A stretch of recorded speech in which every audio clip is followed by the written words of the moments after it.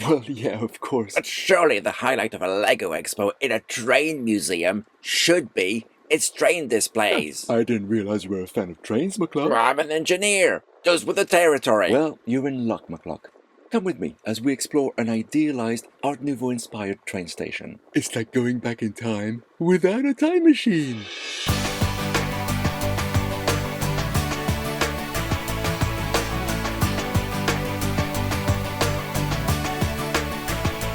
I'm Max Roberts. I've been designing Lego for about 5 or 6 years now, and other things I do. I'm a lecturer in psychology at the University of Essex, but this is big project I've done to occupy myself. So we've started down below with the underground stations. This is inspired by the London Underground, Right. but it's prettier and it's newer. It's set 120 years ago. So we've got set in a sort of mythical botanical gardens on the edge of Lego City. Mm-hmm. It is very colorful, especially the walls. Almost. Yeah. So what do I see here? Okay, so we've got this is a train from the 1920s with the automatic doors on it. Mm-hmm. We've got the murals. We've got a signal there. We've got the all the electrical work and the pipe work to feeding down the tunnels. There's a So even though it's a mythical train station, it's quite accurate in terms of its representation. it's based on how the underground is built and all the various details you see.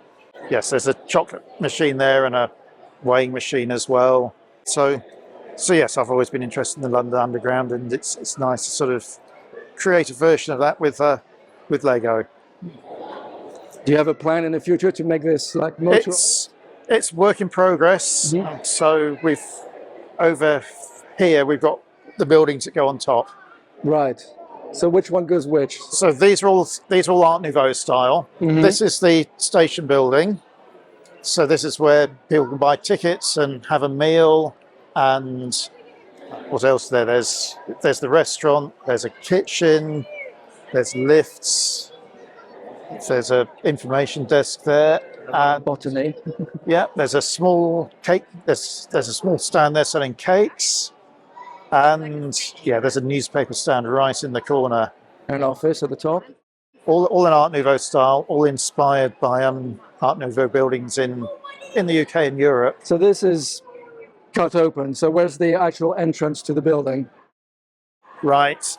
Okay. The entrance would be where I'm standing, but unfortunately the car is full, and so I had to leave the station entrance. So we'll have to imagine at home. Yes, but it's similar to the platform entrance. So we've got you've got to imagine these are the overground trains here. So this is work in progress. So I'd have to design the platforms and this building? next. This is the electrical substation. So this is supplying the electricity to feed everything else. So you can see the converters down below, and then the control panels on the first floor. And then in the middle, he's got his back to you, but there's the big boss in the middle on the desk. Which desk? Sorry. Oh, over there. Oh, so we're going to get to see him on this side. It looks a bit like a gangster. Yeah, I think he fancies himself. Yeah, he's in charge of his own kingdom. But the even bigger boss is standing behind him, so I don't know what they're talking about. The man in the bowler hat. So how long did this take you to create all this? I'm sorry? It's work in progress, but 3 years before I had something that I could show to people. So it's now in its 5th year. So do you design this like digitally first? No. All designed by hand. Yeah, I try things out and I find out what works. And I sort of build out from. So I try and sort of imagine concepts in brick. Do you find that those roof lights work when everything's closed, or is it not enough lights? Not quite enough light, but it's if you shine a bright light on them, then they look pretty spectacular. Yeah. So how many different trains have you got? Are they all like accurate representation of existing ones? They're inspired by how trains would have looked 100 years ago. The very first electric trains ran in this country in the sort of the first decade of the 20th century, and these are all inspired by the very oldest underground trains and other electric trains from the time. What I really like is the ornate decorations you've put pretty much everywhere. I love Art Nouveau. I wish Lego would do more Art Nouveau buildings. I mean, especially this. This is quite an impressive. Snakes and what, lightning, is it? Yeah, it's biblical. There's apples there as well. Oh yeah. It's the snakes tempting people with the forbidden fruit of the new power. Yeah, and then that's sort of repeated on the front as well with the lightning and the snakes carry on the theme. Oh yeah. It's about fun trying to source all the right parts for this. Yeah. Oh, some of those parts, you don't want to know how much they cost. I'm a bit nervous they might vanish during the exhibition. Well, I mean, if you hang around, it'll be fine. Yeah. Oh, that's so cool. Out of all these buildings, which is the one you're most proud of? The Grand Art Nouveau railway station, it really sort of, yeah, a lot of thought went into that, and it's captured a lot in sort of buildings of my favourite buildings.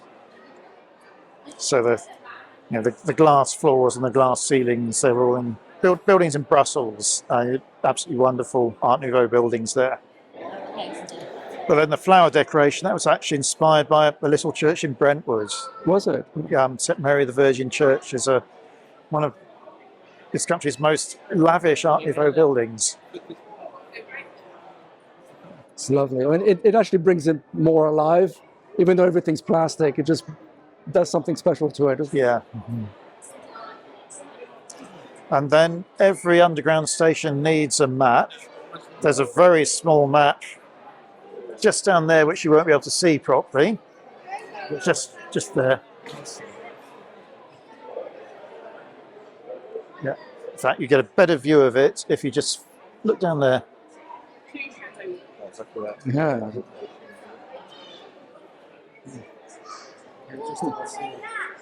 Right, that doesn't matter because the full-size ones are over there. So you created those? Yes. So what do they represent? My starting point was Lego maps in their Lego sets. They always used to put a little map in their train sets. Mm-hmm. And so I sort of put them all together and thought, what would this... And then I started coming up with terrible puns for the station names. So the arrangement of the lines is from Lego, the maps in the sets, but the names are the ones I came up with. It's very imaginative.